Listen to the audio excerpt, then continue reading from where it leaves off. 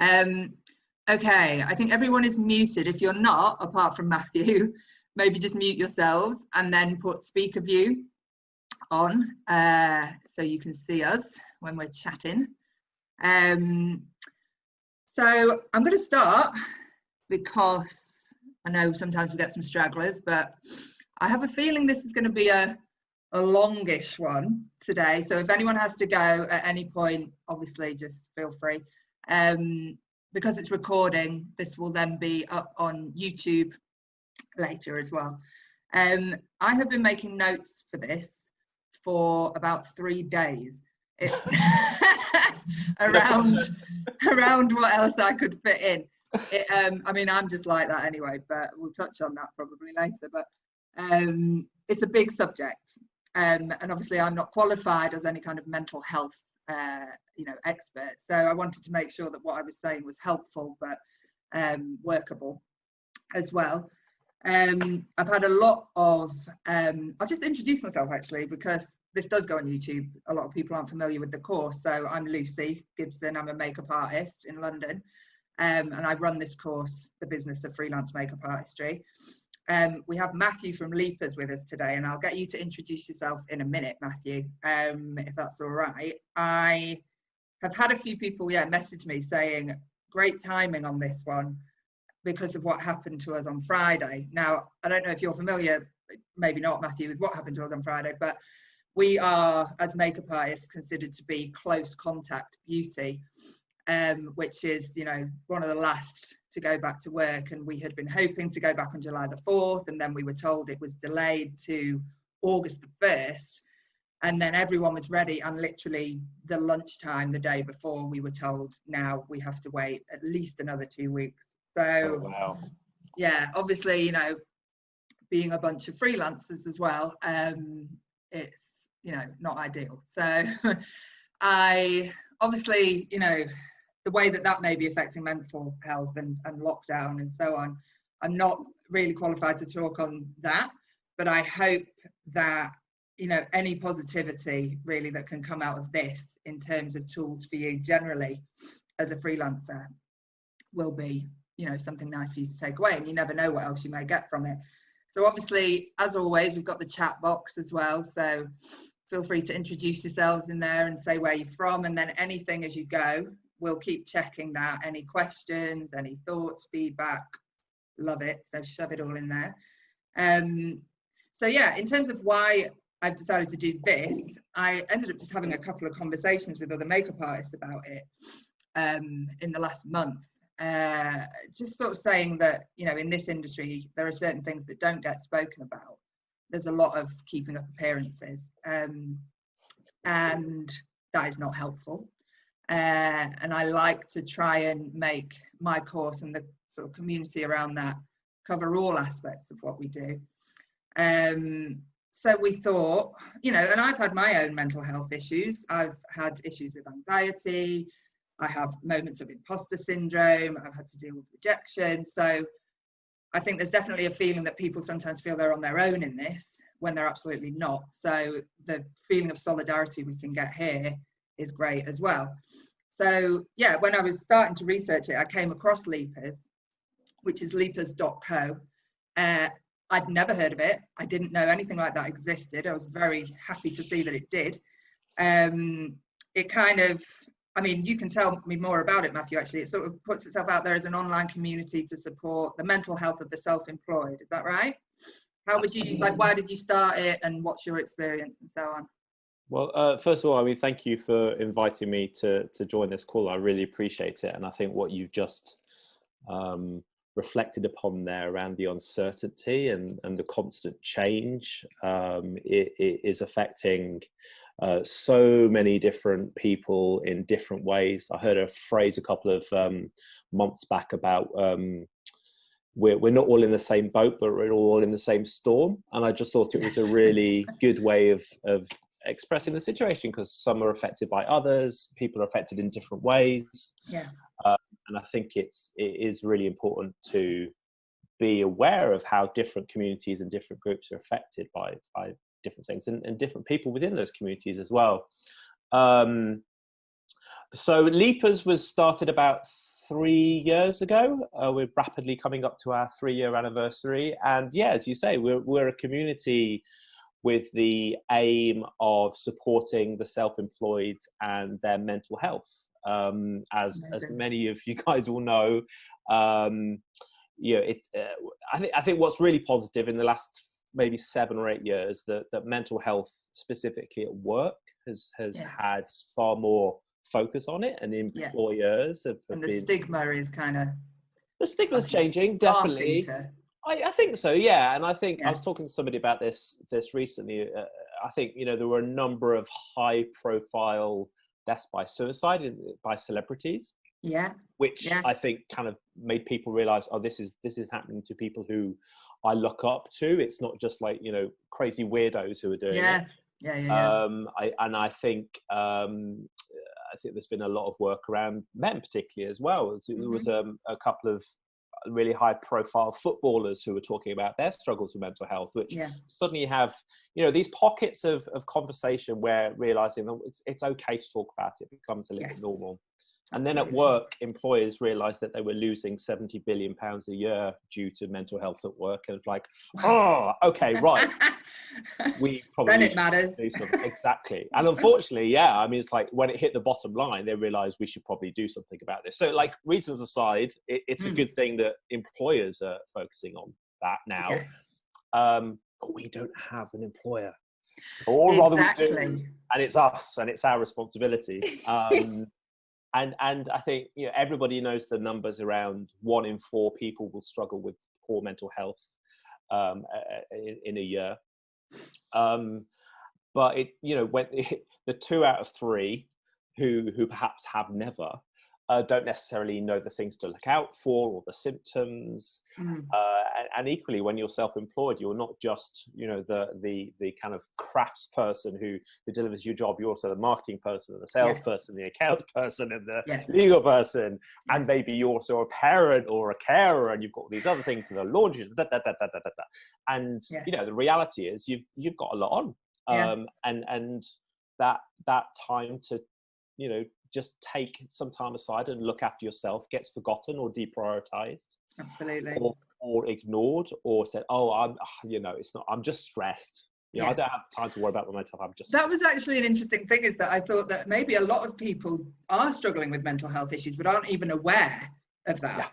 Because, one thing I was going to get onto, because obviously Leapers deals with freelancers and the self-employed. So I think most of the mental health issues as makeup artists that we deal with come from that, the fact that we're freelance and self-employed, not that we're makeup artists, but there are special, I want to make this particular to our experiences, but the experiences are universal.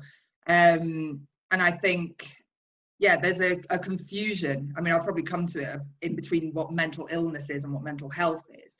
And mental health is something that, I'll talk about my own experience as well, but I discovered that I had been depressed for years and didn't actually know that I had been depressed until I started to try and deal with some anxiety issues, and then was able to fix that. But I think, I don't want this chat to be, I don't want anyone to feel like this is a dour subject for us to talk about, or a miserable subject at all. It's, like I said before, it's about getting a feeling of solidarity and then offering like solutions and tips and resources and so on.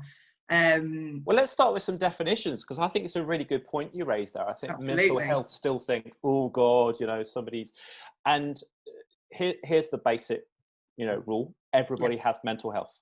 Right. In exactly the same way that everybody has physical health. Some of us better than others. Definitely looking down my lockdown belly at the moment. And just in the same way that physical health can go up and down, and there are influences on that, mental health is exactly the same. Everybody has influences over their mental health. That doesn't make them mentally ill. That doesn't mean they have a diagnosed condition. It's a continuum which rises and falls, and the things which affect that mental health, both positively and negatively, change how we react to things, how we feel about things, how we behave, how we respond to things. And that's just humanity. We've all been got up on days it's like, oh, I really don't want to go into work, I'm not feeling particularly motivated today. that's a slightly poorer emotional health. Yeah. We've all had days where it's like, oh yeah, I don't know what's going on, but loving it. And that's all that mental health is. And there are certainly individuals who have diagnosed conditions where perhaps their mental health is more adversely affected on an ongoing basis because of a diagnosed condition. So perhaps they, may have been diagnosed with clinical depression or bipolar disorder, or, there's a whole range of categories. But putting mental illness and kind of diagnosed mental health conditions to one side, everybody has mental health and loads of things affect it. And it's really interesting saying about how it isn't necessarily being a makeup artist which affects your health, it's everything else. The research which we've done generally show there are 3 types of stresses that we struggle with as self-employed. The first bucket is what I call emotional. Okay, so things that we feel about ourselves. You mentioned imposter syndrome. So maybe we're feeling, oh God, I'm not going to be good enough to win this project, or I did a really bad job. So kind of our own thoughts and feelings about things. Then there are behavioral influences. I'm working too much. I'm not working enough. I've got all these other things going on. So things around our habits and the way in which we work that can cause stress for us. That's what's often related as stress, right? But it's all the same thing. And then there are external influences, everything else. I won't go into listing them all because we all have our own. But things like in the last 5 years we've had a hard time, right? IR35, Brexit, this little thing called COVID, changes in law and definition around how you do and don't work and what you can and can't do. So and then clients. Right, not paying bills on time, or not returning your emails or calls, or people you have to work with that you don't get to choose. That's one of my biggest stresses. Oh, yeah. We'll talk about that. And it's unique for every person, right? There are definitely some shared things like tax and death. Those are the 2 consistent things, right? But it's unique, and every person has a different set of things that add stress to them or remove stress. And that's why I think it's really important that it's about being actively kind of aware of these things and going, exactly. I mean, that's the thing. Sorry, Matthew, I was going to say, like, if you take those stresses and you let them kind of fester, they can even lead to mental illness. So whether that's depression or anxiety or panic disorder or anything like that as well. So they are separate, but they can also come together. So I think the parallel there again is to think about physical health. If you keep eating sugar, you're going to get physically unwell. You get type 2 diabetes. Sure. It works in a similar way for some mental illnesses and some conditions. Definitely. But equally, positive things, right? You can improve your mental health by introducing positive things. You can go and exercise, you can look after yourself. So I think this is the thing that people need to think about, that it is just, unfortunately, it's like going to the gym, sorry. But it's something which we need to do if we want to live long and happy. Yeah, I mean, I think as makeup artists, we spend a lot of time and money sometimes investing in our kit and our education. And I think as freelancers, we need to equally spend time and effort investing in our mental health, because I have seen freelancers quit early in their career, or even when they're successful, because something has happened and they weren't prepared for it. They took it personally and it affected them to the point where they can't work. And I don't want to see that for any of my students or my peers. I want us all to flourish. And I think, and it's easy as well talking about the mental health aspect here of, the negatives of being freelance. Obviously there are massive positives as well. We wouldn't be doing this otherwise. I know there's a survey, isn't there, on Leapers that you did, and a lot of people said that they felt that being freelance had a positive effect on their mental health. So, we're not dealing with daily bosses or office politics, and we have the freedom to go to the park in the summer, and we get to have an exciting, dynamic career and so on. So there is a payoff, but it's absolutely worth us, especially because we do work alone, working on that side of things. So we've talked about mental health is and what it looks like. I think I mean, essentially, it's kind of about just living your life to your full potential, feeling good about your life, and aspects of resilience, I think, is really important as a freelancer. Your social well-being, whatever that means to you. Generally, just being kind of optimistic and positive. I think I have pretty good mental health, but I do work at it actively. Good self-esteem, feeling that your life has meaning, that you're accomplishing things, and so on. And like you say, it's, you know, as important as looking after your physical health as well. So on Leapers, there is a guide, which I'll just quickly share with you guys. I'm just going to use this as kind of the scaffolding to kind of build this around. Now, if you've been in my Zooms before, you know I'm useless. If you can see this, give me a thumbs up. Should say, how are you doing? We can see it. Okay, marvellous. I just want to call you out on something though, Lucy. I don't think it is about living to your full potential. I really don't. Okay.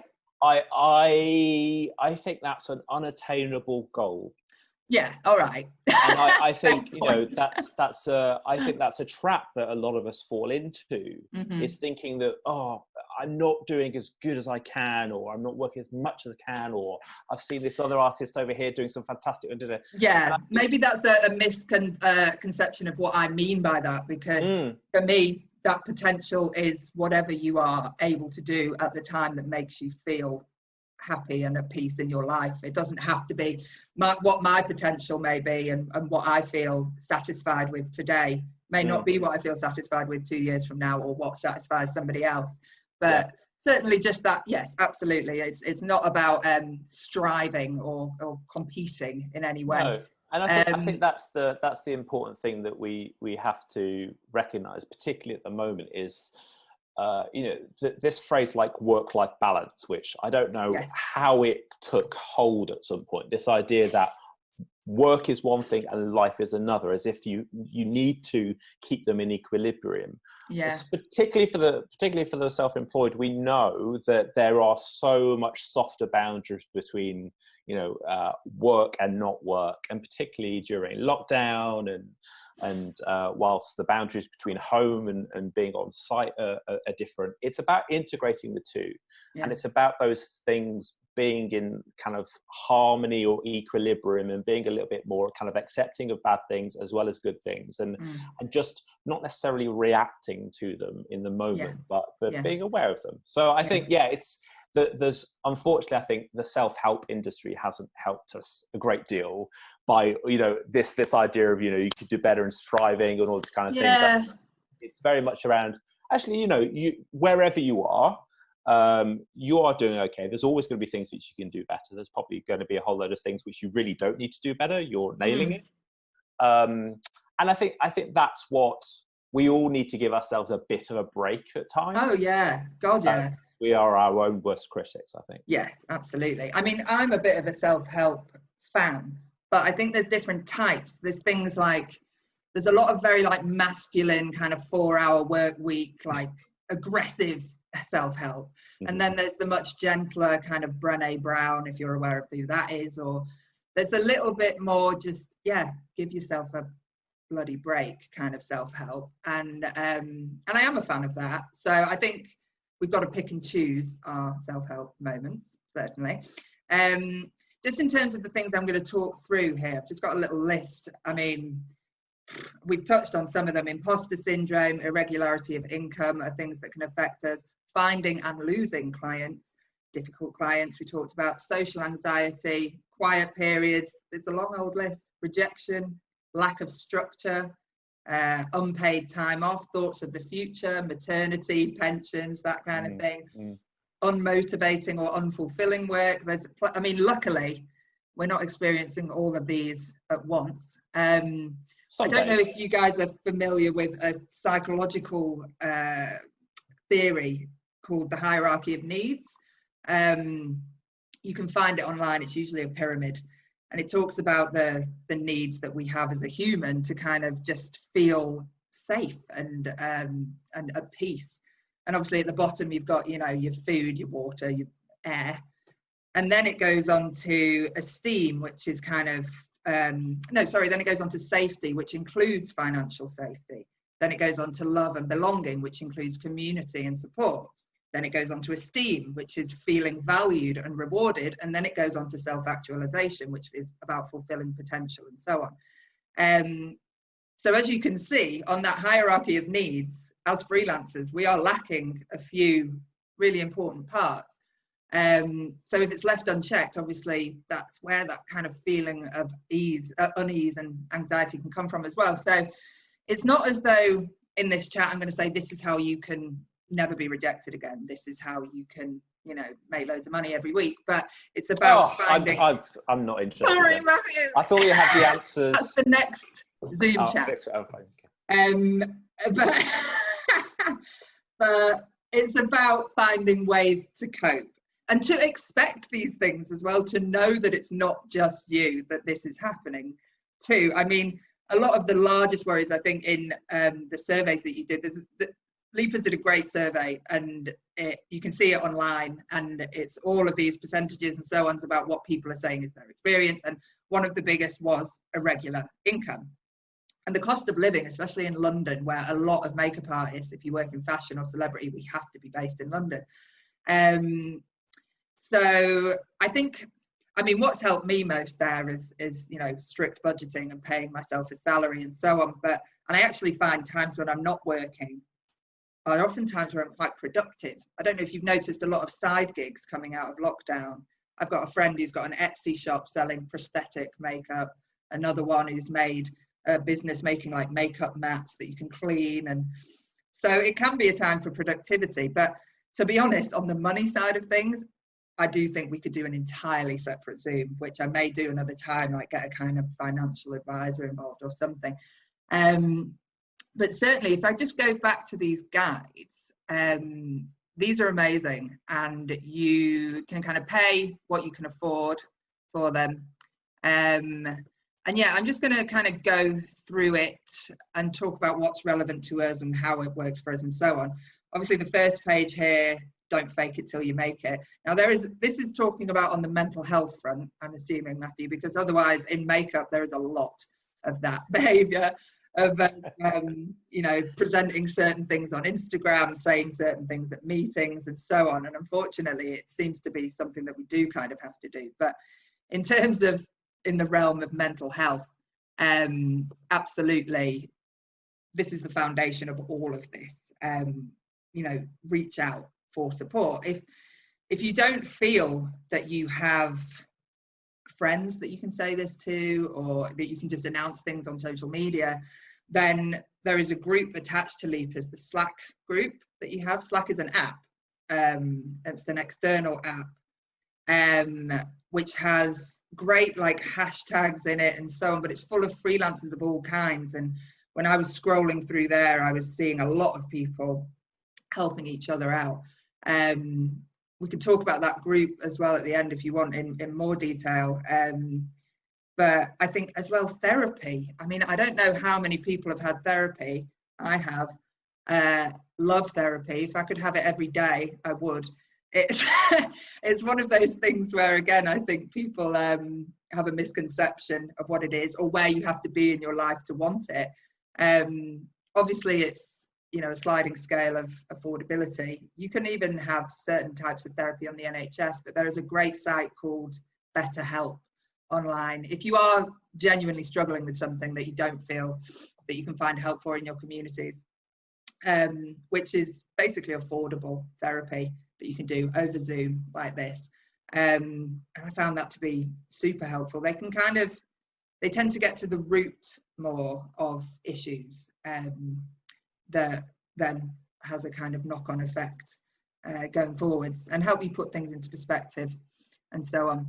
It's interesting, Lucy, that you mentioned the hierarchy of need, Maslow's hierarchy of need. That's the one.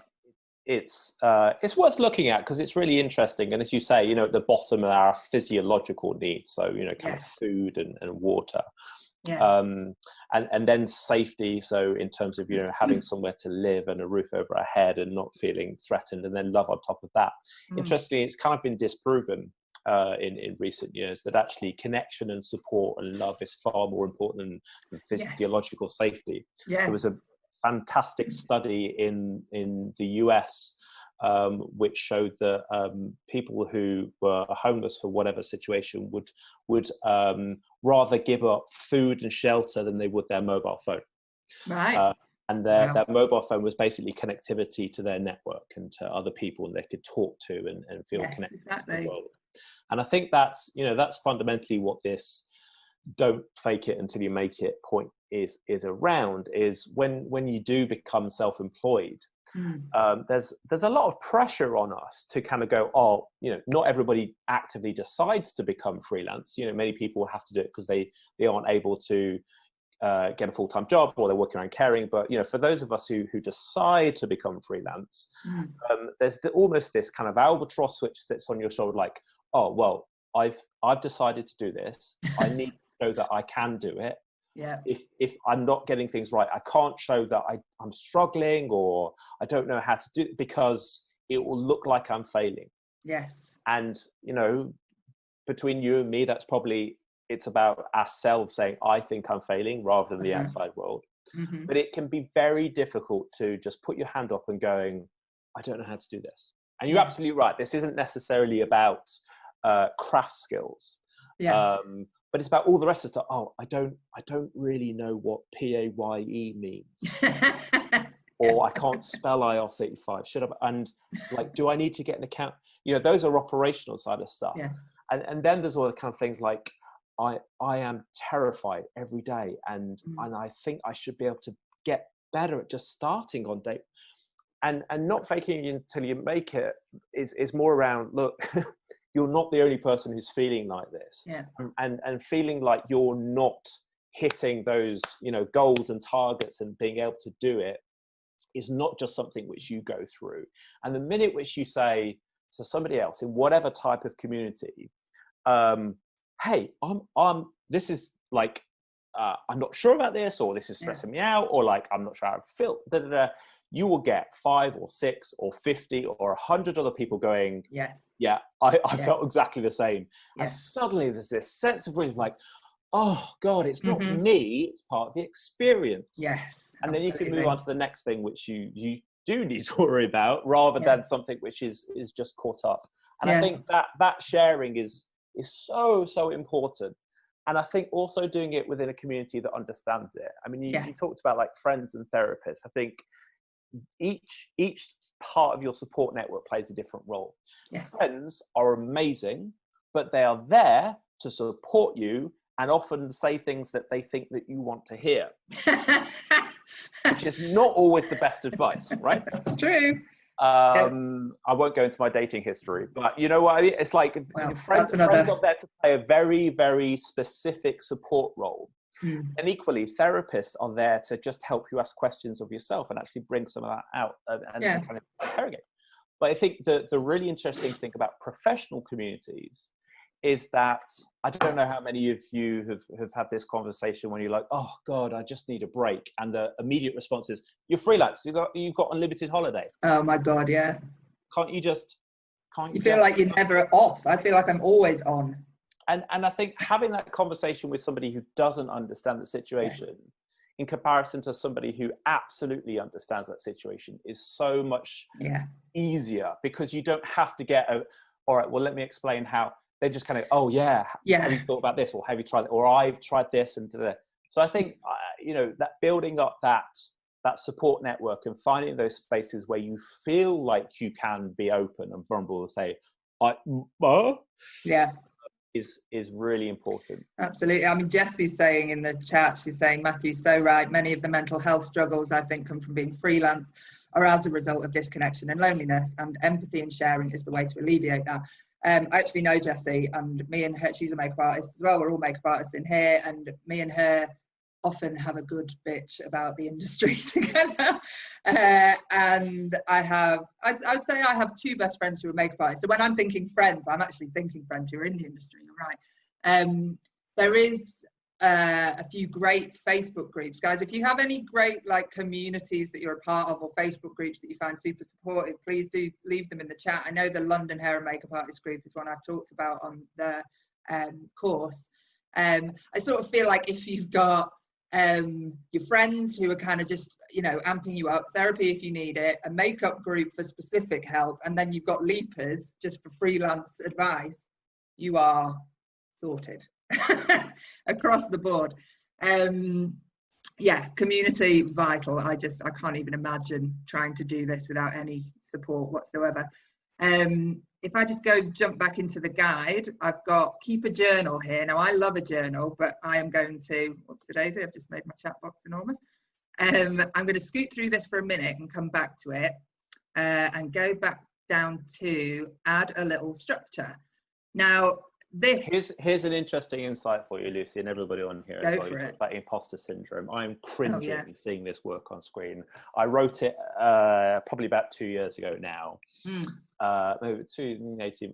Time has no meaning anymore. But and now, you know, if I were to rewrite that, which we're in the process of doing, it would be so different and explained. Oh, really? Yeah, because I think, how come? In what way? Well, we've learned a great deal, really. I mean, I think Right. you know the last 2 years has been about listening more than anything else. And when that guide was originally written, I think it was very much from my own lived experience, talking to professionals and people who you know talked about a lot of how to deal with, you know, as Jessie says here, you know, kind of isolation and disconnection and loneliness. And actually, what's been interesting to reflect on is those are just such a small part of the bigger kind of conversation. And I think we immediately leapt to things like journaling, which is a really great technique. However, I think the majority of the people who are in our community are not necessarily, I want some techniques, I need like a to-do list and an app and a thing. It's connection first. Sure. And especially for those who are just starting out as self-employed, there's this like huge spike of like, oh my God. There's a really interesting pattern which seems to happen for the self-employed. I'd love to validate this through data. I can't. It's just me observing it. But generally what happens is somebody takes the decision to get into self-employment, and it's great. Because the thing which probably pushed you over the edge was like a couple of clients saying, yeah, we'll take a punt on you. So it's like, first couple of months, like, I've got some contracts and do this thing. This is great. I can have a lie-in, or I can like, I don't have to work. I've got the first, oh, this is amazing. And then there's this sort of, oh, shit moment where you do start to go, actually, I haven't seen anybody else for the last, you know. Right. I tell you one thing, Matthew, before we continue, is how this is different for makeup artists, because we are in essentially a daily gig economy. So unlike TV and film makeup artists, where we have long stretches, or maybe a graphic designer or a web designer who takes on a project and it's long, we go to work in one place one day with a bunch of people, and then we come away, and then maybe the next day we go somewhere else. So that kind of long period of working by ourselves is actually not something we have. I find the structure for us becomes more important in the fact that we don't have that. Because for me, like, sometimes, I don't know if any of you guys ever think this, but sometimes you just think, bloody hell, wouldn't it be nice to have a 9 to 5 and just like go to the same place every day, go to the same spin class every Tuesday? Wouldn't that be nice? And instead you have this kind of chaos of life. People saying, yeah, in the chat, right? So you don't know what time you're getting up in the morning, you don't know what time you're finishing, etc., etc. And it's just this kind of, and then also a lot of our jobs come in the day before. So you can be sitting there thinking, oh, tomorrow I'm going to go and meet Louise for lunch. And then, no, you're not, because she's going to go and do this job. Yeah. So I don't know if that's a surprise to you to hear, because we're all coming from our own what's your background in terms of the work you do as a freelancer? Is it my background is in strategy, so I've worked in kind of a more traditional, like, kind of, you know, go into an office environment. But you're absolutely right. I mean, you mentioned gig economy there. The proportion of people who are working, day by day, hour by hour is huge. I mean, it's really surprising how often, you know, people look at self-employment as if it's a new thing. I mean, the film and television industry has been this way for over a century. Exactly. Most tradespeople, you know, plumbers and builders and electricians are self-employed. Huge amount of the law profession are huge numbers of carers. So there's such a diversity in different working models. Yeah. I mean, someone's saying here, you know, and we also have this constant pressure that we can't say no to anything because we don't know how it's going to affect our career. I missed a friend's wedding for a job once because it was a job that was a kind of career, you know, a level up. And he understood because he was freelance, so he got it. But, you know, and I've had holidays, I've had to shift and cancel and all sorts. And then, so yeah, you kind of feel like if you do take a day off, or even if you have periods off work, that you constantly have to feel like you're on. You have to be always checking your emails. You never feel like you get genuinely free time. And so I feel like we have to form some structure for ourselves, either in our days off or even on the days that we work, just to stop us from feeling like we're going like the clappers all the time. I mean, I think, you know, the sort of stuff that we like to do on our days off, because I say to people like, oh, I've got some work to do. And they sort of think, well, you just paint faces. What work have you got to do? I don't know, find new clients, set up test shoots, contact agents if I don't have an agent, sort my website out, do my taxes. So I think, and I don't know if many of you are guilty. So Alice says she's guilty of taking her diary on holiday with her. And so Danny's saying she finds it hard to give herself permission to even go and meet people for lunch because she feels like she should be at work doing, right. So I don't know if you guys are guilty of this, but what I tended to use to have when we were working was a never-ending to-do list that was constantly having stuff added to it. And when I had a day off, I would look at that to-do list and be like, right, this is the stuff I have to do. And I think just having that is too much. I would say we should perhaps give ourselves 2 or 3 days a month that we've stuck in the calendar. By all means, if you get a job in, move the day. But where you're going to do, and you know, when we were talking about journals, there's a great journal I had called the Daily Greatness Journal. Sounds a bit namby-pamby, but what it was really good for was helping you take this kind of never-ending to-do list and breaking it down into real achievable goals with a time frame, and then saying, on this day, I will do this one thing. And then you've done it. And that feeling of ticking it off is great as well. And then, you know, 2 or 3 days in a month for a makeup artist to do all that kind of admin and so on. You could be incredibly productive in that time. You know, give yourself a lunch break, start at 9, end at 5. And then on your other days, you're not doing that stuff. One of the perks of being freelance is that we do have extra days off. Maybe we need a bit of extra self-care, and bloody enjoy those days off and use them in other ways that kind of help you to look after your mental health. And by all means, go and have that lunch with your friend. I mean, this is one of the things you talk about, isn't it? About like leaving the house. Again, we don't have those long periods necessarily of sitting at home working, but we can sometimes have long periods of sitting around twiddling our thumbs. So absolutely prioritize those. Yeah, I think the irony of being freelance is, you know, so many people choose to be self-employed to get away from the 9 to 5 or the structure. And I think you're absolutely right. We need more structure in place in order to make sure that we don't burn out, in order to make sure that we are giving ourselves time for rest and for admin and for friends and socialization. And you need to be more flexible. So it's not about being rigid around those things, but I think, you know, giving yourself, setting up your own 9 to 5 and booking holiday time in. They're talking about like, holidays in the chat there, saying how guilty and stressed it makes them feel. It is really hard to do, and it doesn't get any easier if you don't do it. I mean, 25 days holiday is your standard employment terms, right? We take way less than that as the self-employed on average, yet we're more able to. So I think it takes a huge amount of you know, kind of commitment and strength to do it. But everybody knows, you know, you come back after a holiday feeling refreshed and more able to work, and that work's still going to be there. And I don't know about you, but I mean, I love traveling is my thing. I feel like when I'm solo traveling somewhere, it's when I feel the most authentically myself. And I have never regretted a trip. I went away for 2 months once. I mean, can you imagine you guys talking about not going on holiday? 2 months I went. And obviously I had to save up extra money to do that and so on. but it was one of the best things I've ever done. I remember having a holiday booked to Tokyo about 10 years ago, and I moved it twice for work. And then I eventually went, and obviously that was costing me more and more money.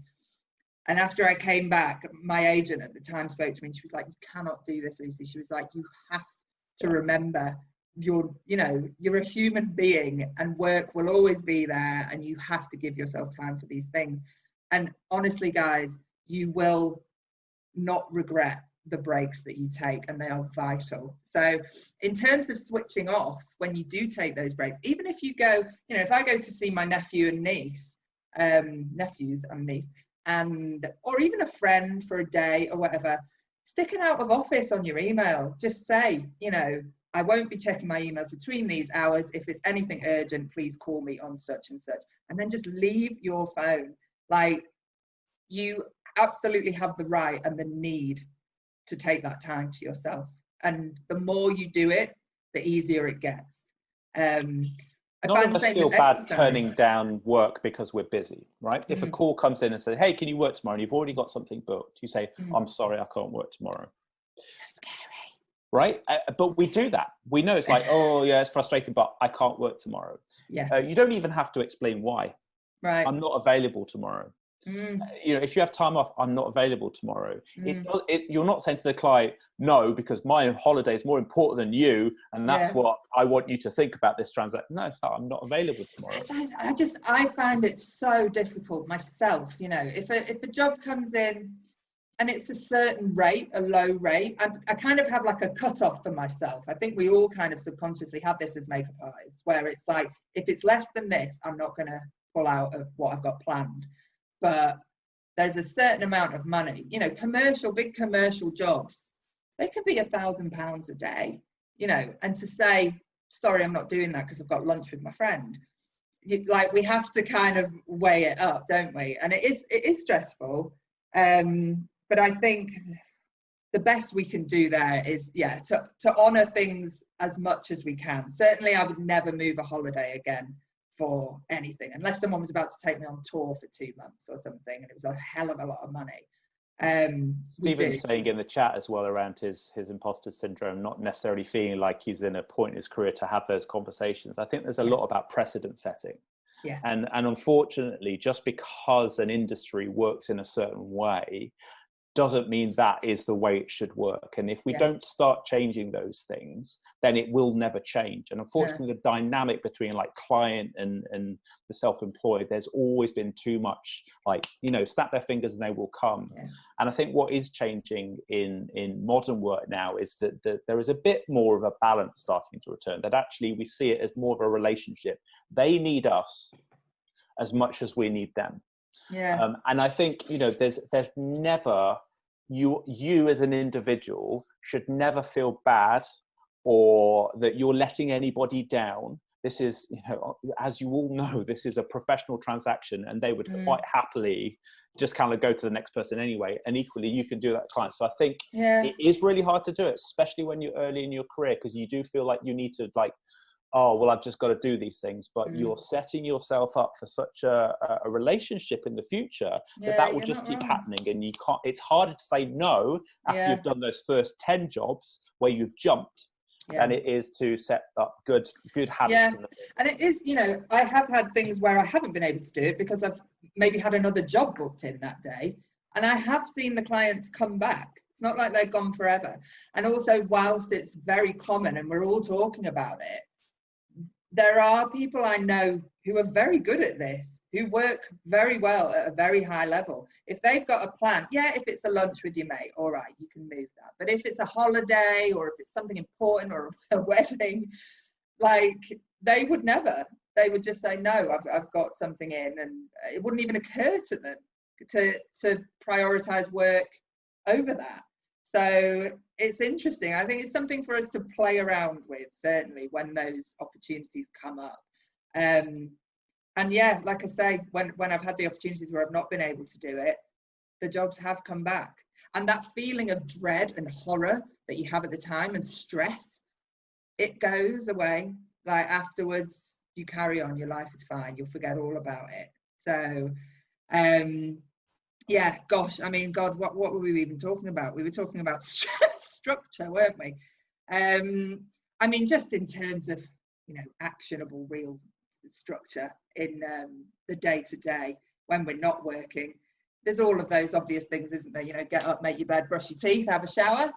It's easy to kind of wallow into that feeling of like almost being unemployed, and your bedtime gets later and so on. And I think, I always try to get up at a reasonable time, go to bed at a reasonable time. There's another point we're going to talk about: eat and sleep and exercise and so on.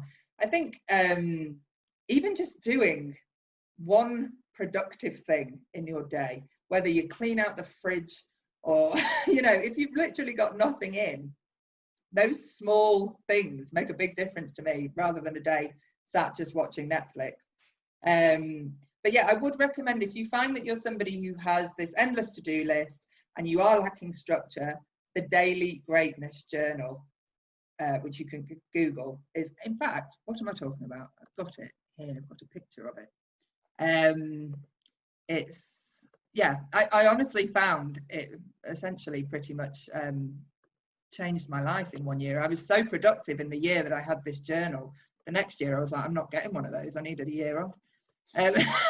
So you won't be able to see it there very well, but there's plenty of info about it on the website. It takes you through a full year and breaks it down. So I found that to be very helpful.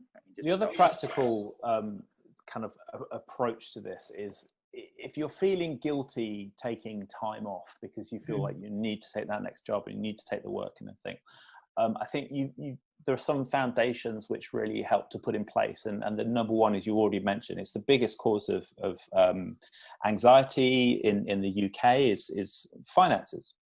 And if you don't have a good understanding of your finances, if you don't understand how much you need to make every month, how much you're spending, how much is going out, and what the distance between those two things are, including putting aside stuff aside for tax, including putting aside for the dreaded P word, pensions, putting stuff. You're ahead of me there, Matthew.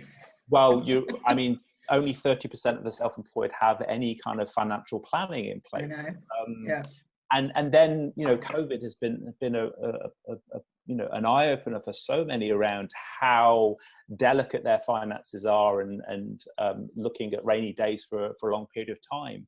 And I think that is the root of this anxiety. It's not necessarily the relationships. It'll be like, if I turn this job down, what if there isn't a job tomorrow? And getting really, really kind of strong on your finances, sitting down and going, actually, how much do I have in my bank account? Not how much do I think I have. Actually, how much am I spending? And giving yourself, God, it sounds so dull and so boring, but setting yourself financial targets. I need to make this amount every month. And if I've gone over it, okay, so maybe I don't need to work those extra 30 days this month or whatever. And it starts to remove some of the emotional bit of it, because you can say, okay, I needed to work, let's say 15 days this month. I've done 14. I think I am okay. I've done enough. I'm allowed to take some of that time off, and look at it purely subjectively. That's true. And that can really help. Yeah, I mean, there are great apps that you can get that connect to your bank account and will show you exactly what you're spending each month on things, which also, if you do feel like you need to rein yourself in and make a budget, are really important. What I was talking about, the way I budget, I have a spreadsheet, which I would be bereft without, which I plan 3 months into the future, because 3 months is roughly, your invoice paying time. Sometimes it's a month if you're lucky, but it can be 3. 3 months, really. It can be more. It's rarely 3 months. It's usually around 2 for us, I find, but on average. And so I make sure that I know that I'm going to be okay then, and then I have a Monzo account, and each month I put a certain amount of money into that as though I'm being paid a wage. I think having all of your money in one account and just not really looking at it ever is a bit of a recipe for disaster. I appreciate that's easier because of where I am in my career. I get paid enough that I can do that, but I'm not kidding myself. Like, I'm not over here making an absolute bomb. But when I started, I was living paycheck to paycheck. So when you hear people talking like that, saying, put money away, do this and that, and you're starting out, you feel like saying, oh, F off. That's easy for you to say. But honestly, guys, even if you can just get yourself a spreadsheet, project it into the future, don't budget with money you have not earned yet. Unless you're putting a makeup brush on somebody's face, that job doesn't count. And just begin to do that. Get the apps that show you what you're spending. It might be able to show you where you can rein it in a bit.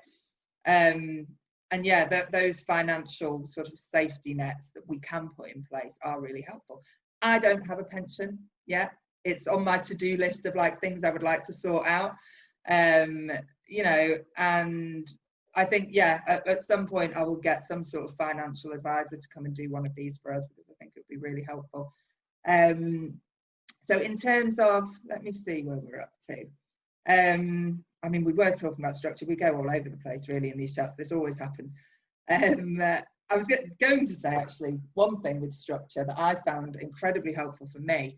And I started doing this about 8 years ago, and people think I'm mad, but no matter what time I have to get up for work, unless it's like 3 a.m, then I might give myself a bit of, and that does happen sometimes, Matthew, it's disgusting, but most of the time it can be 6 a.m or so on.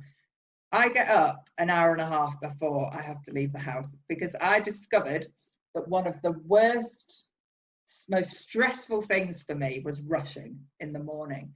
I hate it. You're leaving, like if you think you're going to be late, that's horrible as well, but it just, the whole experience of getting ready and going out and you can't find your socks and you're screaming at the kettle, or, you know, it's just not a nice way to start the day. I've even added an extra 10 minutes on now, and I actually do 10 minutes of yoga stretching first thing, just stretching. I'm not doing exercise. It's just a nice way for me to start any day. It doesn't matter where I am in the world. It doesn't matter who I'm working with. I get up this amount of time before. I do my 10 minutes of stretching. I have my breakfast, put my makeup on, I listen to a podcast. And that for me is it's almost the only bit of structure I can give myself. And I find that to be really like grounding and lovely for me. So I would recommend it. To be honest, like getting up to an alarm always sucks. It doesn't matter if you're getting up 10 minutes before you leave or an hour and a half before, it sucks. Once you're up, you're up. So you may as well, see Kristen's saying rushing sets her tone for the day. I would rather be early for a job, sitting in the back of an Uber looking out the window. How lovely. So, you know, and I think this is where reflection really helps, because I am the complete opposite. So right. I will wake up bleary-eyed 3 minutes before a Zoom call, and I think it might be a man thing, Matthew. I think it's a personal thing. and I think without spending some time to look back on your days and say, oh, every morning I feel really rushed. Yes. Or every morning I'm waking up at 2 hours before I need to do a job, and it's doing, it's creating anxiety. Or start to see those patterns. Yes. Like, you don't need to make any changes or any kind of behavioral shifts. Just start to see how you're working every day. And, oh, did I feel stressed or did I feel relaxed? Did I feel rushed or did I feel... And then over the course of even just 30 days, do it for a week, do it for a month rather. Then you kind of go, oh, actually, I have my best days when I do 10 minutes of yoga, or I have my best days when I'm getting up really late, or whatever it might be. Yeah, I mean, that's it. It's a prescription. To understand exactly. You just start to see what works for you. Yeah. And I think we don't give ourselves that time to reflect. This is the biggest challenge: is we get a month done, we invoice, we start the next month, and it's this treadmill. Yeah. And I think that's regardless of this is not about taking holidays or time off or doing admin, but just taking 15 minutes a week to just reflect and go, how was this week? Why did that week feel like this? And are there things which happen again and again and again? And then you've got some starting points. Yeah, bingo. No, that's great actually, because when I say that, I get up an hour and a half before and I do my yoga, it's very nice to think, oh, well, bloody good for you. But like, if that's what works for me, if it works for you and you feel less stressed getting up 5 minutes before you leave the house and just going straight out, brilliant. But if it's not working for you, then that's exactly something to look at. It wasn't working for me when I did that. It's awareness. That's Absolutely. the biggest hurdle, I think, for people when they are thinking, you know, knowing where to start with looking after themselves a little bit is, well, what should I fix? And it's very easy to kind of go, right, I'm going to get on an exercise tip and a diet tip, and I'm going to take time off, and I'm going to get on my invite, and suddenly you've got this list of 30 extra things to do. No. Where actually none of those things are the things which are causing you stress. It might just be that you've got one client who texts you via SMS as opposed to WhatsApp, and you hate answer. You know, I mean, it sounds like such a tiny little thing, but that can cause such. You know, I've had situations recently where the client has been, he works in a different time zone, so he would get up later. I'd have kind of like wound down for the day, and then suddenly this barrage of communication would come through.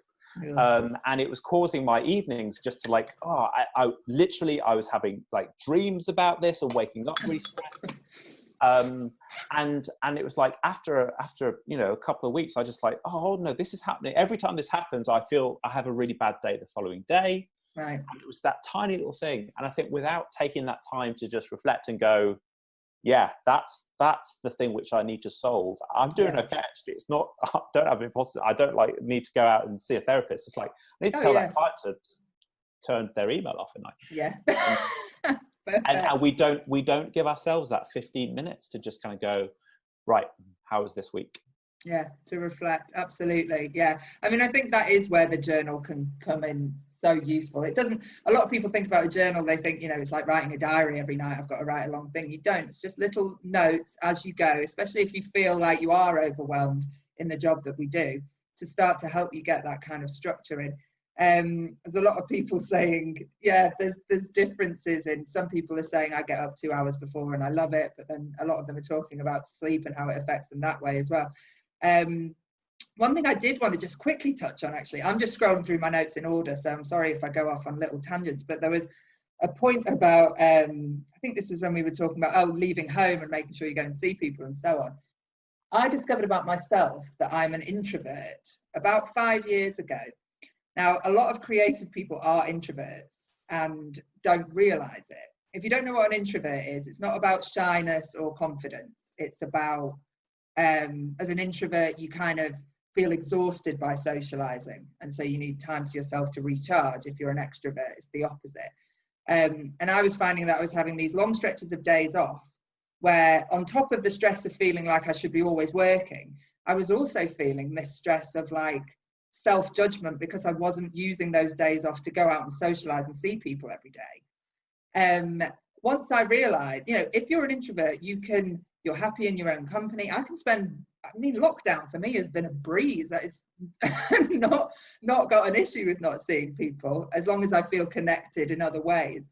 And I think that was something, if you recognize yourself in that, guys, and you ever feel that, this is just a small note I wanted to make, but there is a great book called Introvert Power, which changed everything for me. As soon as you realize that that's the sort of person you are, and I bring this up because a lot of creatives are, that self-judgment and that guilt for not having some sort of booming social life on all your days off will vanish.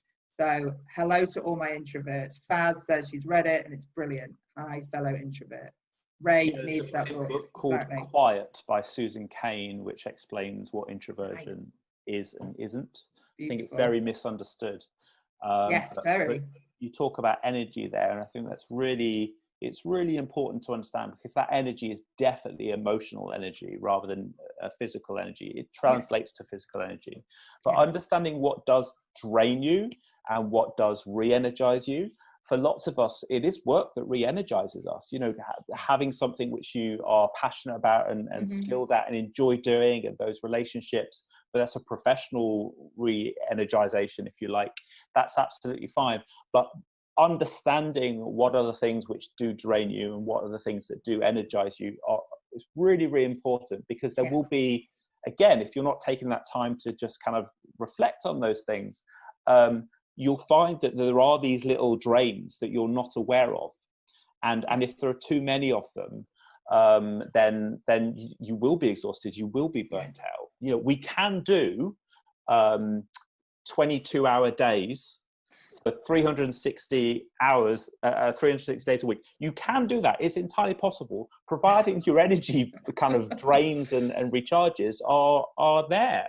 Burnout is the disconnect between, you know, what is expected of you and the amount of energy which you're giving yourself. And I think, you know, that I'm a single parent, so I kind of quite often like to hear when people say, you know, you need to give yourself time so you can be a good parent. It's not about me having time to myself. That's my job. The freelancing thing's just to pay the bills.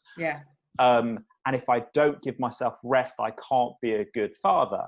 So I externalize it a little bit, and I think you can do the same in self-employment a little bit. Say, if I'm not taking time for me as a business owner, if I'm not investing in my business and my employees, happens to just be you, but, you know, ignore that bit. If I'm not investing in my human resources, in my capital, in my business plan, my business will fail. And well-being is part of your critical business plan, right? I've seen it happen. You don't have sick days. If you are not well, you can't work, you're not making an income. Doesn't matter how good your branding and your advertising, your marketing and your skills are, you're not looking after your business, you won't have a business. So, you know, that I think even if you struggle with guilt and you know, kind of those sorts of sides of things, as I do hugely, I think, you know, looking at it through the lens of this is part of doing a good job. And I think there's one thing which is consistent for most of the self-employed is that's what matters most, is doing a really good job. Absolutely. I mean, it comes in for things like me. If I go on a work trip and I'm away for a week and everyone wants to have dinner every night, 2 nights of that time, I'll just have to make an excuse and not have dinner because I'm just exhausted. I need the time to myself in order to be able to do a good job. And I used to feel guilty about stuff like that. And now I'm like a proud introvert and I'm just, you know, I will take that time to recharge. Talking about recharging, there is a page in the guide, Eat, Sleep, Exercise. I mean, on the sleep side of things, it's hard for me to talk about because my friends will know, can sleep for England. I dread that like becoming an insomniac at some point. I'm not qualified to talk on the sleep issue. I think, you know, if we do have an early morning, which we often do, you know, people saying, oh, I'm exhausted if I get up 2 hours earlier. I would try and go to bed earlier, but I appreciate that's easier said than done. So unfortunately, I can't talk too much on that. But I think the eat and exercise part, now seeing as we're talking about mental health, I'm quite open about the fact that I am in recovery from an eating disorder. I'm 2 years in. And what I used to do, I was obsessed with food and exercise. And then in order to recover, you kind of have to go right over to the other side and allow all food and judge nothing and basically do no exercise. And then once you recover, you can kind of come back into the middle. So I have no judgment around food, but I do understand the way I feel around food, that I like to get my vitamins and minerals in. I like to feel energized by what I eat. And that does help me, especially at work. And on the exercise front, I do not exercise to have any effect on the aesthetic of my body. I'm not interested in that. But I exercise almost every day because it does affect your mental state. And exercise can be anything. If you start taking out that feeling that you have to exercise to lose weight or to look a certain way, you will see exercise in a very different way, and you will be able to find I'm pretty sure, exercise that works for everybody, even if it's just walking for half an hour with a podcast in your ears. You will feel better for having done that, especially on a day off, than you would otherwise. For me, now exercise is yoga and dancing and gymnastics.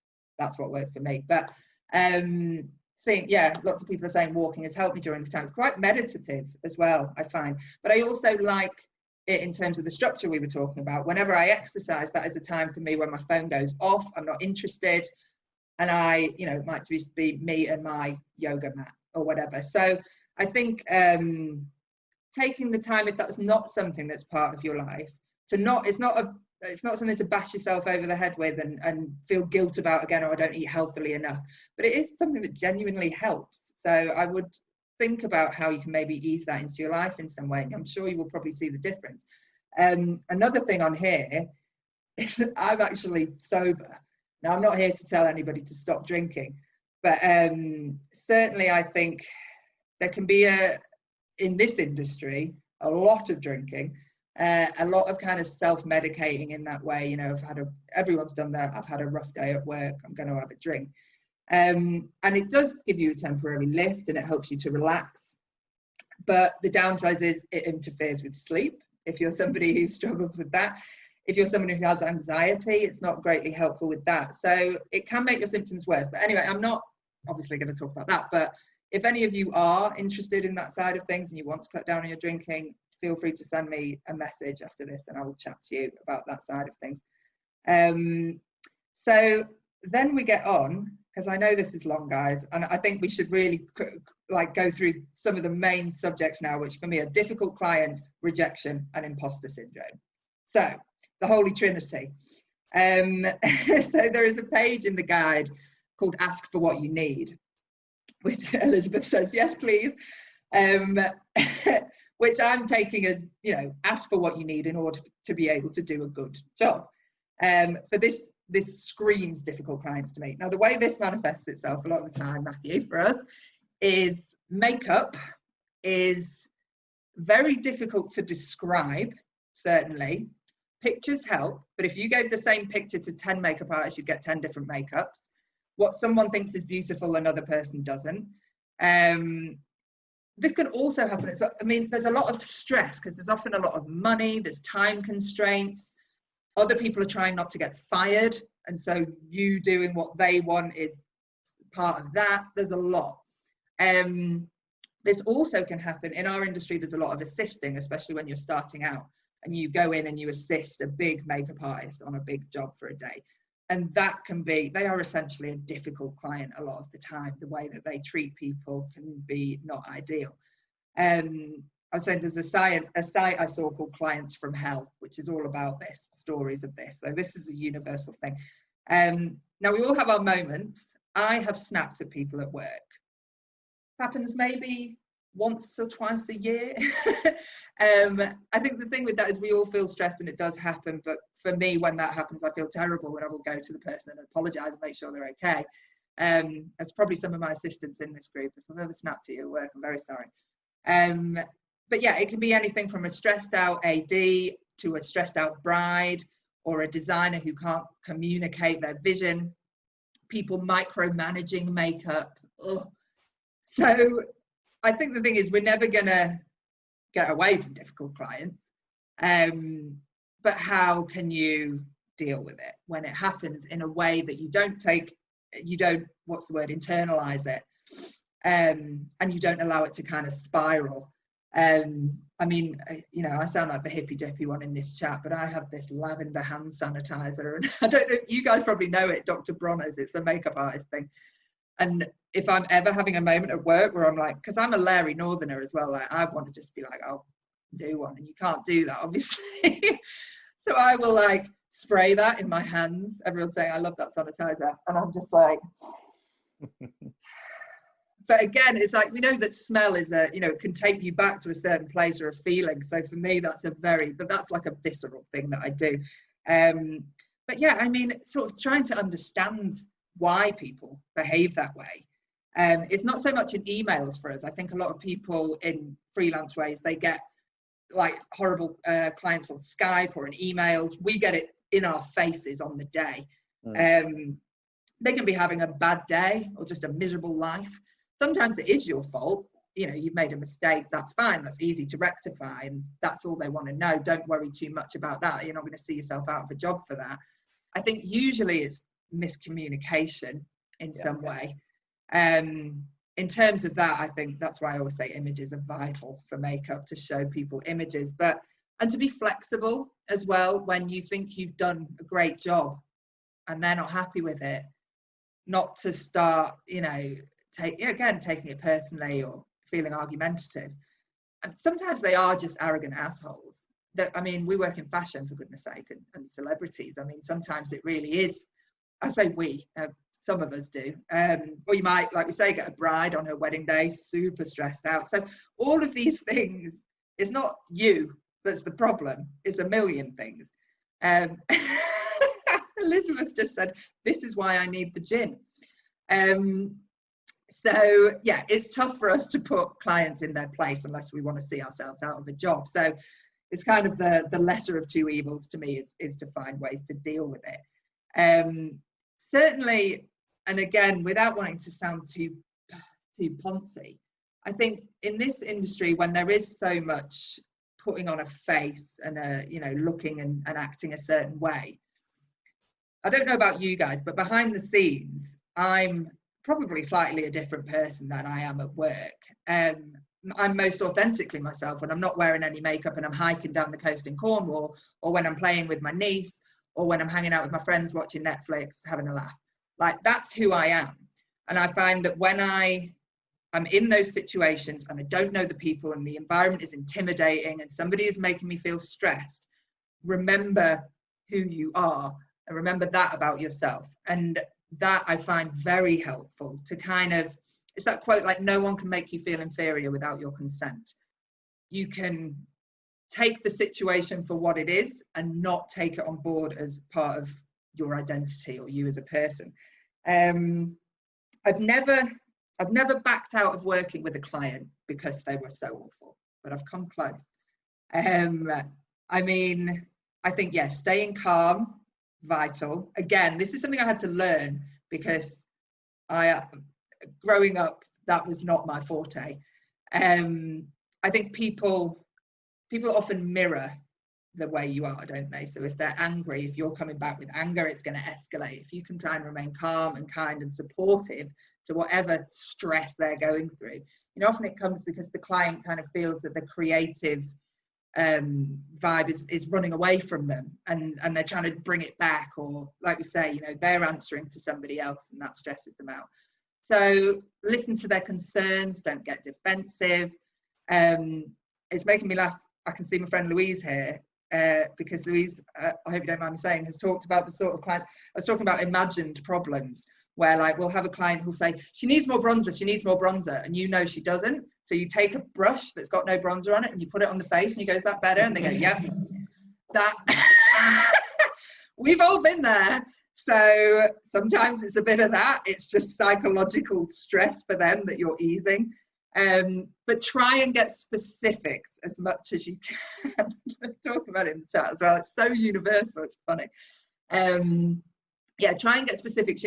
If someone's coming to you and you're doing the hair or the makeup and they're like, it's just not working, you can't do anything with that. Try and get specifics from somebody. Try and find common ground. We both want the best results here. Like, let me help. This will help me to help you. There's something great as well, I think, on Leap. Is it called the Manual of Me? Yes, which allows you to kind of figure out how you work best. And I think I loved that when I was looking. Do you want to just talk about that for a minute? Yeah, I mean, I think what you're describing is a challenge regardless of how you work. Yes. And we only ever see, I don't know, 5% of what's going on in somebody's life, right? Yeah. We have a very narrow interaction with them in a particular setting. So when you are working with somebody and they're maybe chewing you out, you aren't necessarily, this is not condoning that behavior ever, but what you're not seeing is the 95% of other stuff which is stressing them out, and maybe the person who's chewed them out. And I think it all comes down to communication ultimately, and what expectations we have on each other. And everybody projects on, right, you're a person who does this job and this is how I understand that job or what I need from you, therefore this is how it's going to work. But we don't have that conversation. We just come in and those expectations and those kind of prejudices and those models of how we see people working are based upon who we've worked with in the past, or what we know about that role, which often comes from what we've seen in TV, ironically, as opposed to just saying, hey, this is me. This is how I like to work. This is how I like to communicate. This is what I need from you. Yeah. And now please do the same. Can you tell me how you work, what you do, what else you've got going on?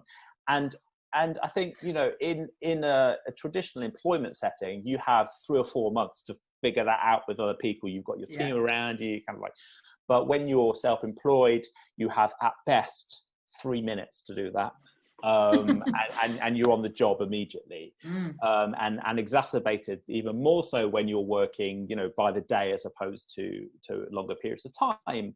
So that communication up front is critical. And I think, you know, the point in the guide around say what you want isn't about want's the wrong word, right? It's not like I want this, I want that one. It's like, hey, here's how I do my best work.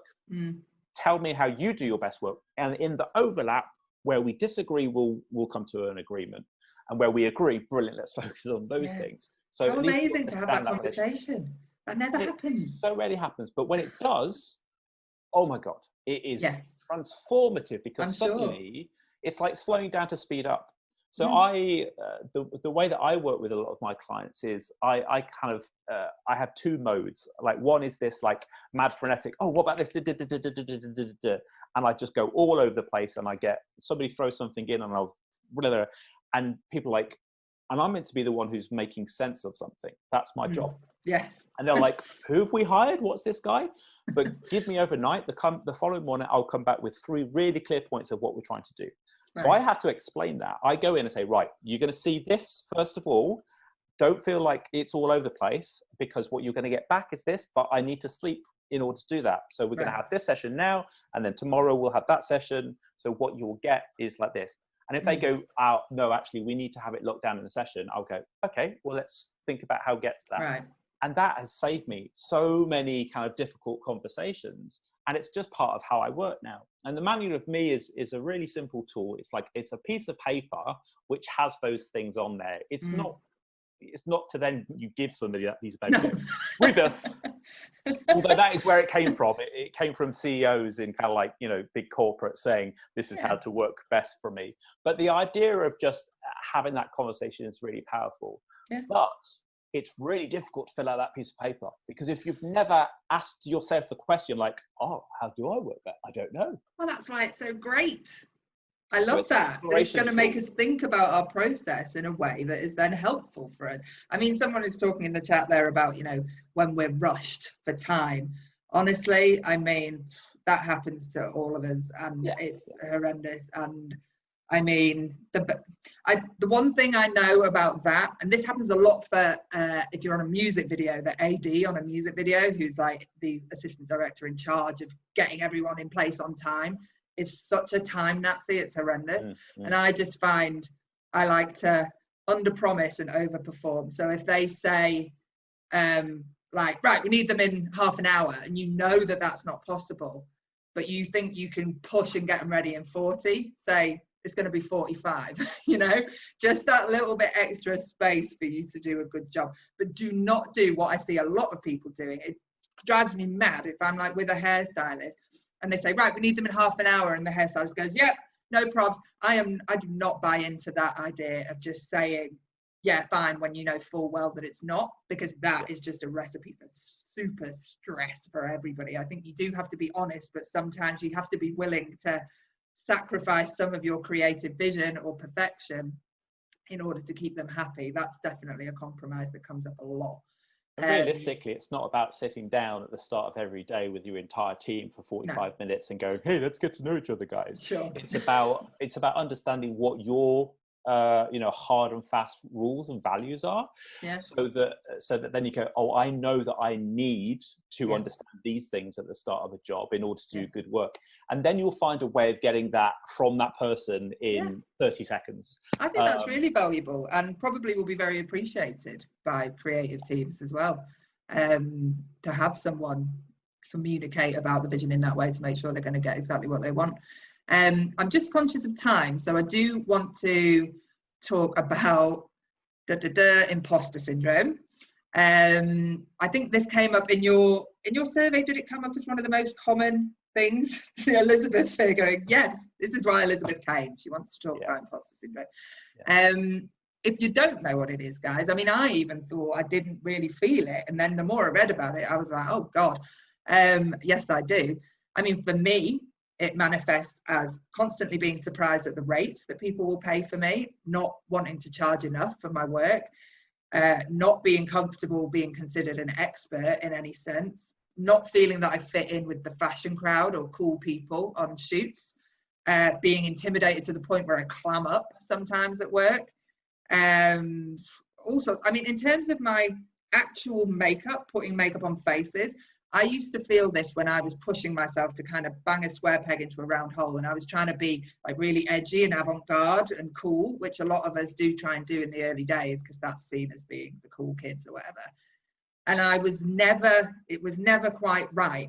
And when I backed off and I realized that actually naturally my style is a bit more commercial kind of beauty and fashion, I sit much more comfortably there. So I doubt my work less, but I also am able to frame bad makeups that I do as it's just a bad day at the office, you know. Sometimes I do makeups and I'm like, bloody hell, I'm good at makeup, you know. So those days will come and go. I mean, when I was looking at it, I found quotes from Lady Gaga, David Bowie, Michelle Obama, Meryl Streep, Tom Hanks. So essentially it seems if you don't feel this at some point, you're probably a bit of an asshole. So yeah, it can be defined as a collection of feelings of inadequacy that persist despite evident success. So it's an internal experience. It can be connected to perfectionism. You feel a huge amount of pressure not to fail in order to avoid being found out. You may typically think you just got lucky or it was a fluke. So if you have a great job or a great experience, you don't expect it to come again. If you felt any of those, you're probably experiencing imposter syndrome. It can even lead, I think a couple of you in this conversation have spoken to me about, see, I like Elizabeth is saying, she's saying there, yes, exactly. Some days I think, bloody hell, I'm good, and other days I don't. But I'm happy to hear that, Elizabeth, because I know you've spoken to me about imposter syndrome as well. That some people talk about how they can even sabotage their own success. Like they won't attempt to take good jobs or contact certain people because they just feel like they're going to be humiliated or something. And it's kind of like, it can fuel motivation to achieve, that's great, but if it's constant anxiety, that's a different matter. I think in terms of what to do about imposter syndrome, actually I thought this was funny as well because you know, essentially we have to question our thoughts constantly. When then those thoughts come in, we have to recognize them, stop and question them. Because I think, wouldn't it be funny if you were on a job that you'd been hired for and your imposter syndrome was kicking in and you went up to the photographer or the creative director and you were like, just so you know, I'm actually terrible at makeup and you've hired me as a total mistake, it's a fluke, so I'm sorry about that.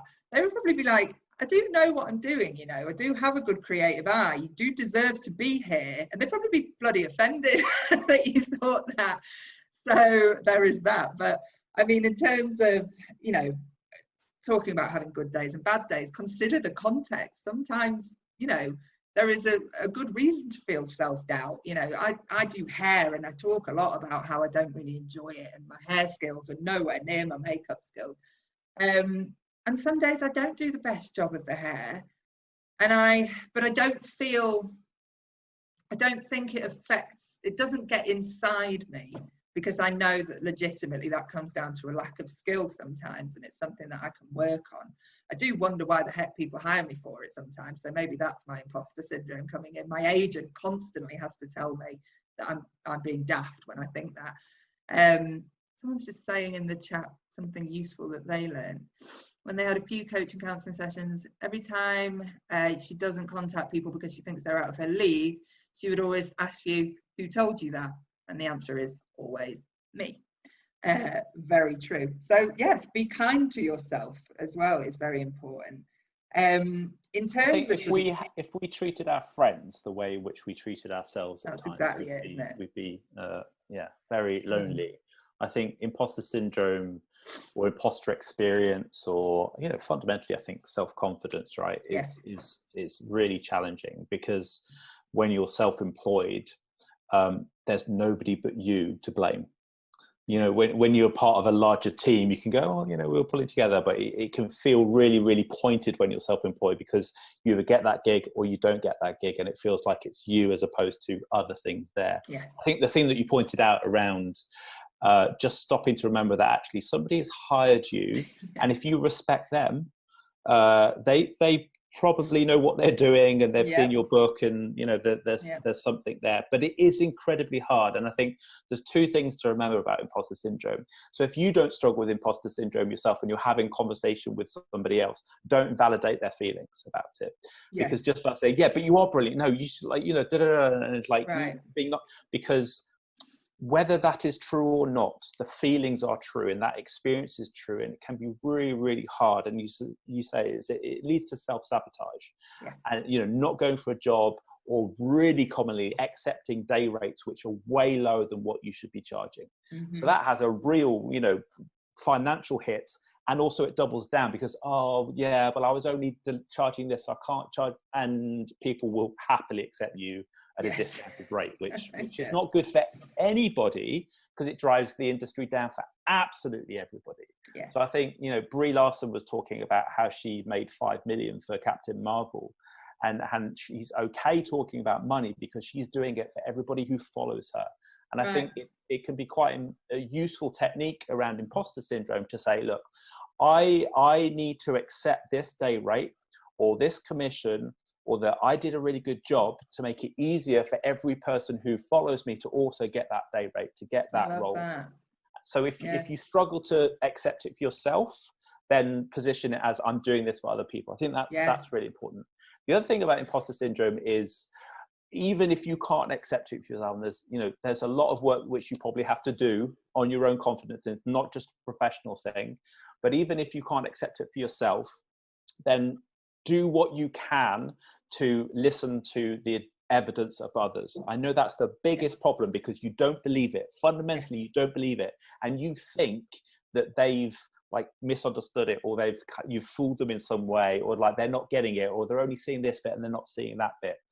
That's really hard. I get it, but see them as your agent, as your pimp, as your promotional vehicle, right? If they're saying that and they're putting that out into the world, that's what's going to get you those gigs. So just kind of go, all right, well, you know, I'm going to let them do that for a little bit, and it's going to get me the next gig, and I'm going to still feel rubbish about it, but it's working. Okay, I'm hitting the button, and then go and work on some of the confidence issues, kind of in other ways. It is really, really hard, because we don't get performance reviews. You know, we don't get feedback a lot of the time in a structured way. Nearly never. We don't have a career plan or progression, and don't know what success is or isn't. There's no real kind of objective ways of understanding that. So we don't get all of the traditional things of saying, well done, you've got a 7 out of 10 or an 8 out of 10. Keep looking back at that. It's always subjective, particularly in creative industries. So it is really, really hard. But again, back to the journaling thing, you know, kind of ask for feedback after projects, and not just from the person who hired you, but from your team. You know, get clippings of the work which you've done and compile it into a book, and kind of like, you know, hey, this is the work that I've done. Even if I can't accept it myself, here is my book for somebody else to make that judgment for me. I think feedback for us often comes, it's difficult after a job, or not getting a job, to go to somebody and say, why did I or didn't I get that job, without us feeling like we look a bit needy. But we get comments on the day. You know, if a photographer says makeup looks great, you can feel like that's a throwaway comment, but if you have a journal where you're writing these things down, write that down. If somebody sends you an email after and says, you know, it was lovely working with you, we had a really good time, write that down. Like, keep those, as someone was saying in the chat about taking screenshots of nice emails and stuff, like, absolutely keep hold of those, because it's easy to forget, especially if you're having a bad day, and that is your proof right there that you deserve to be where you are. And even if you just thought you did great, like, oh, I loved the highlight I did, it looked like absolutely amazing today, well, write that down, like, and keep hold of that stuff, and that will start to make you see that you have absolutely every right to be there. I mean, there are, you know, if you're really struggling, there are techniques like cognitive behavioral techniques that you can look up, you know, about even just things like, I mentioned Brené Brown before. She's a great one for questioning thoughts, negative thoughts that you have. It's kind of based on that Socratic questioning, which is kind of like, is this thought real? Am I basing this on facts or feelings?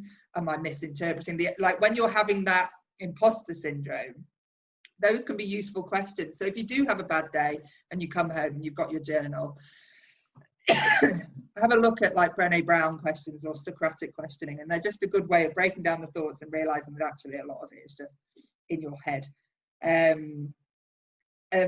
You can go into the world of affirmations there, but that's a little bit more, that's not really my cup of tea so much. But if it works for you, by all means, even if it's just in the moment, to be honest, an affirmation can be as simple as, you know, I'm a good makeup artist and I deserve to be here. You don't have to chant it in a mirror, but you can say it in your own head, you know, these grounding things again, which can be helpful. But overall, refuse to let it hold you back. If you feel it, that's one thing. If you've got to work through it and you've got to take, you know, years of building up these comments to really start to understand it in yourself. But yeah, just do not let it hold you back, because essentially if you're feeling like an imposter, it means you have some degree of success in your life that you're attributing to luck. So try and feel gratitude for that instead of fear around it.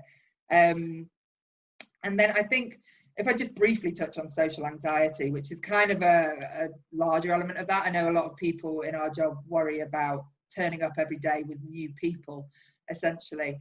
I think social anxiety is you're kind of getting into like panic disorder and so on there. So it's a little bit outside the realm of mental health. But if you do feel that, if you feel like you're working on your imposter syndrome and it's not getting anywhere for you, you may feel that you want to take it to another level. I always just want to add that in, because I don't want it to feel like going for extra help if you need it is a bad idea. So if we finally just talk about rejection, because God knows we've all felt it. I think if I did a show of hands here about who's ever been rejected for a job or lost a client, it would be quite a lot of hands. Essentially, it's part of the job as much as not being rejected is part of the job. I always like to remind myself that every job I've ever done as a makeup artist, someone else has been probably rejected for that job. So it's just part of the back and forth. I think there's a really interesting parallel thinking about shops, right? Every day, well, do you remember when we used to walk past shops? Yeah. Good old days. Every day, you would look into a window, see something in the window, and then decide to carry on walking. You have not rejected that shopkeeper. No. That is not. You're not going, oh no, you're not. All you're doing is you're choosing to do something else, or go a different direction or a different route. That is not on the shopkeeper. No.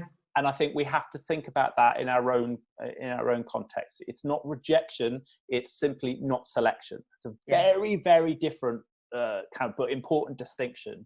And as you say, you know, there are 10, 20, 30 people going for roles or whatever, and they're making a lot of the time snap decisions on a whole bunch of stuff, and a lot of the time it's not a rationalized decision, which is a whole other set of problems as well around bias and prejudice. But a lot of the time, sorry, it's not about you. No, exactly. I think of it like packs of crisps. If you go into a shop and you think, oh, I want some crisps, and you pick up cheese and onion, you're not slagging off salt and vinegar. It's just about, like you say. I mean, that's not to discount where actually, you know, you have been through a process and then there's a series of rejection. That is a very different thing as well. Yes. And I think having, you know, kind of poor experiences and then kind of a you know, decision made where this is not. And also, I think, you know, if you think about in the bigger job context, you know, people have to go through this job rejection process every 2 or 3 years. You know, you leave one job and you go to we have to do it every day, every week, you know, multiple times in a day, a lot of times. So it's like bang, bang, bang. And physiologically, really interestingly, the way that the brain processes social rejection is exactly the same part of the brain that deals with physical pain. So we literally feel that reaction. In fact, it goes as far as you can take a couple of ibuprofen and you won't feel so bad about getting rejected. It's same part of the brain, so it's understandable. It's a really visceral reaction. But I think when it comes to self-employment, particularly, I think we do really have to remind ourselves on a regular basis, it is part of the experience. It is not so personal about you individually. It is part of, unfortunately, you're in a marketplace where there are lots of people going for roles, and 100% of the people, apart from one, is not going to get it. And it sucks. It really sucks, especially if you've had like a bunch of time where you aren't getting work. But I think this is the interesting thing around a choice to being self-employed. And I think, you know, when you become self-employed, there are a number of things which you are giving up, and a number of things which you are gaining. And I think you're giving up that kind of any sense of like reliability or security and guarantee. But in response, you're getting hopefully some more sense of control over things which you do have control over, like you know, kind of the type of work which you are choosing, or the way in which you're working, or how you spend your time, if you're getting the balance right. So I think it's important to look at the times when you're not getting roles, and again, like reflect, and is there something consistent? Actually, is there a common thing which I'm not getting roles time and time again? Is there something there, and is that actually a professional development issue? Yes, absolutely. Or is it just like, oh yeah, I didn't get picked this time because... I think that's it. There is definitely feedback to be had. You know, it may be that the reason you're getting rejected is because your book is not at a good enough standard yet, and you need to work on that. Or it may be like me, when I was trying to be all edgy fashion, and actually my natural style is more commercial. So once I stopped, you know, hammering that avenue, I was getting a lot more work. And I think every time you do get a job that you're really excited for as well, and it confirms like that feeling, you wouldn't have that feeling if you weren't in the game. And part of being in the game is that rejection, and it happens right up to the top. Like, I won't name names, but I know some super successful artists at the biggest agencies in the world, and I've had these conversations with them, and they get rejected all the time. Like, I run a website, an Instagram, where I look at who does the makeups on Fashion Week every season, and I see like the same artist will do it for 4 seasons, and then suddenly it's somebody else. That's somebody getting rejected. If you look at Beyonce's new album, the visual thing that's just come out, she used to have a makeup artist called Sir John who was doing everything. And then someone told me the other day he's now not doing it anymore. Imagine getting dropped by Beyonce, for God's sake. Like, so this is happening. Don't imagine it. Well, God, I hope it never happens to any of us.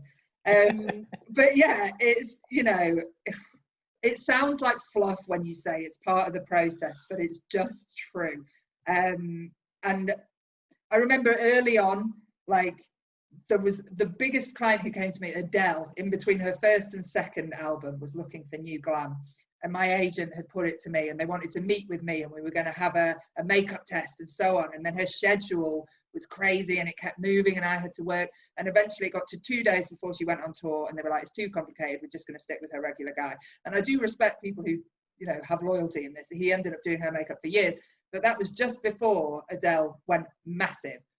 I couldn't look at that woman on the telly. If she came on the radio, I had to turn it off. Like, I couldn't bear it. I cried a lot. And now, essentially, if an option comes, or I'm speaking to a client, to me, it's just like, doesn't mean anything until I'm confirmed and I'm on that job. So try not to get invested in that process before you're confirmed. Before you are, it's not in your basket to sort of attach yourself to, essentially. And yeah, rejection is helpful, because the more you get rejected, the easier you begin to find it when it happens. It doesn't bother me at all now. You might feel a moment of disappointment. I mean, I'm not saying, you know, you've failed if you feel disappointed. Of course I feel disappointed, but it's about not letting that spiral into, you know, a real moment of, you know, just letting it take over, essentially. See, the story I heard there, Lucy, was Adele was interested in working with you, but just things didn't align. Basically, yeah. But I had attached myself to it because it meant so much to me. But I had no right to attach myself to it because I hadn't worked with it yet. I think that again, this is something where therapy, the techniques of therapy is work quite well, but also works for things like imposter syndrome. Is what's another way of telling that story? Not that I got rejected, but rather I had the opportunity because they were interested in my work. Yes. I mean, even that is massive. Which, that in itself, that's the nomination, right? It's not winning the Oscar, that's a nomination. Yeah. And people put nominations on posters all the time. So I think, yes, I got nominated.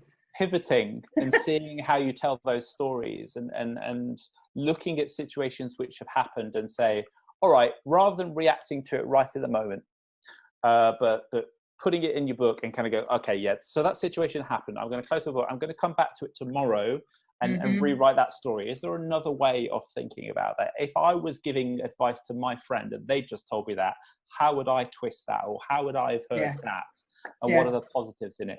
And it feels I mean, I gotta say, I find that process really awkward and uncomfortable and like, oh God, really? But I think, once you start using some of these little techniques, finding the ones that work for you, there's going to be a whole load of techniques that don't work for you. Yeah. And one or two which do. Yeah. But trying those different things and go, actually, this one seems to work for me because I can change that story, or I can change that narrative. The more you do it, it will become really natural, and you'll start to see situations from a slightly different perspective. Yeah. I think imposter syndrome is a particular one because it ties into rejection a lot as well. We went as far as writing an entire guide on nothing but that, because it is such a common issue for the self. Yeah.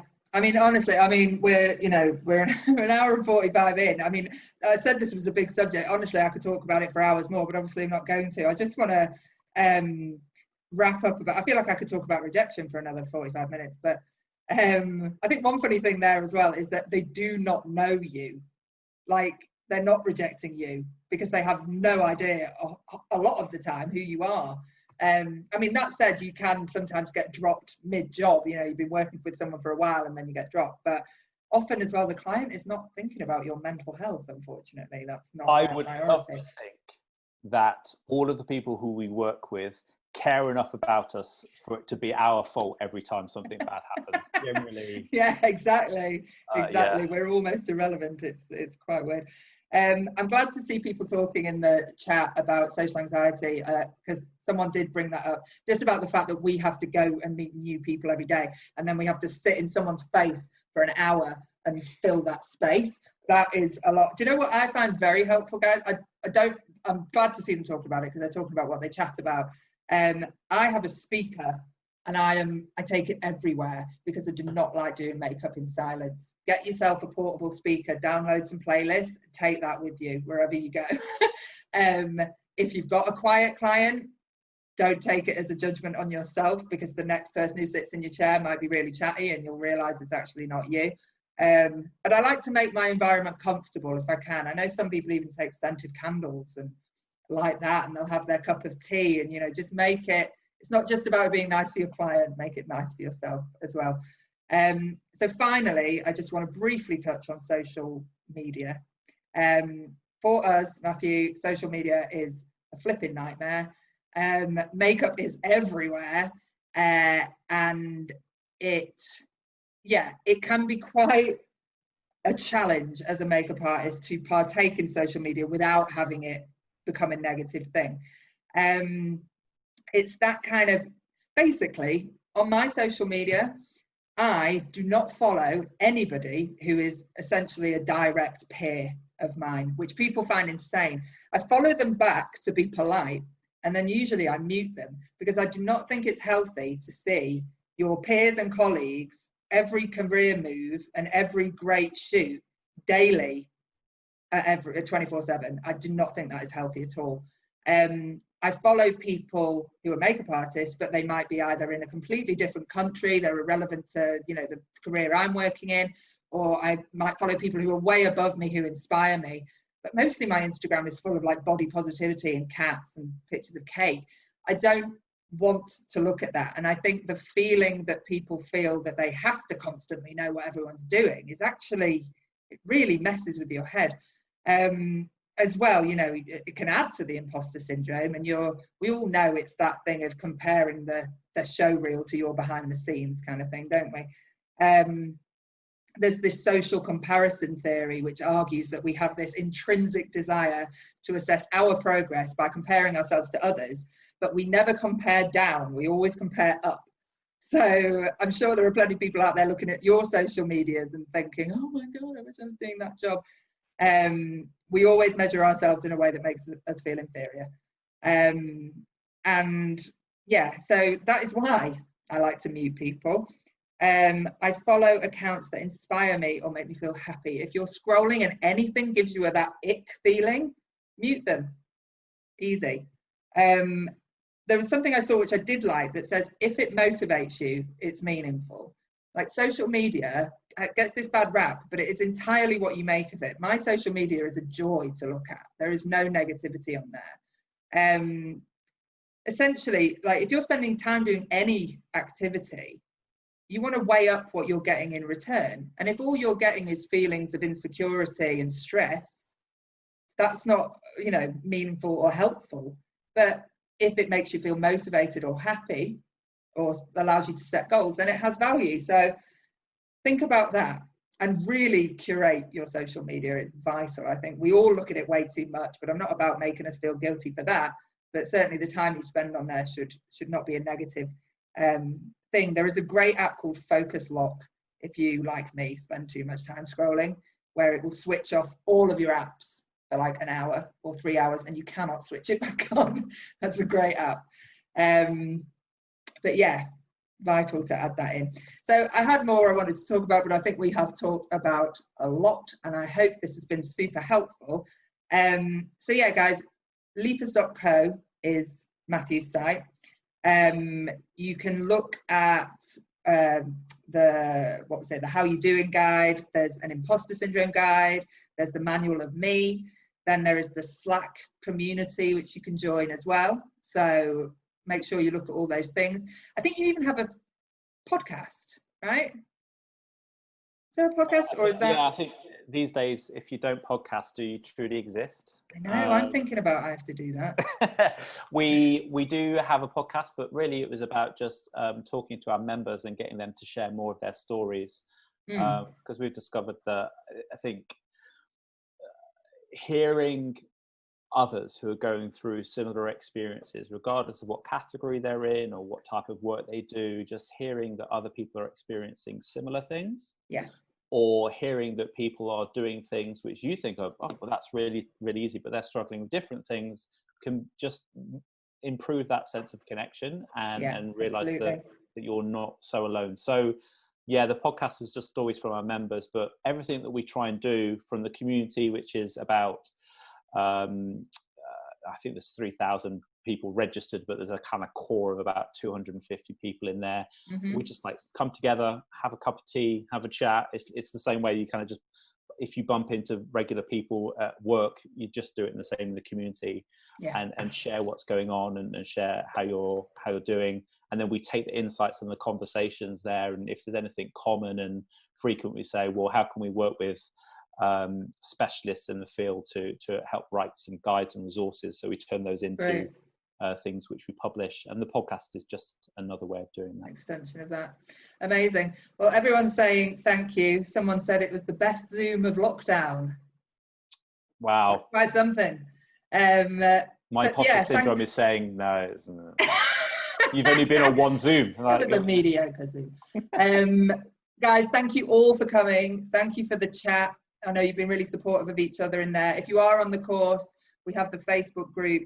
That is a total safe space for any of this kind of chat anytime you need it. And yeah, just thanks all for coming, and I hope you enjoy the rest of your Sunday. Have you got anything else you want to say, Matthew, or are we good? I'm done. I'm going to return to my introversion state now and speak to nobody until the end of Monday. That was enough for me for today. Right, guys, you're all wonderful. So take care, and I'll see you all soon. Bye.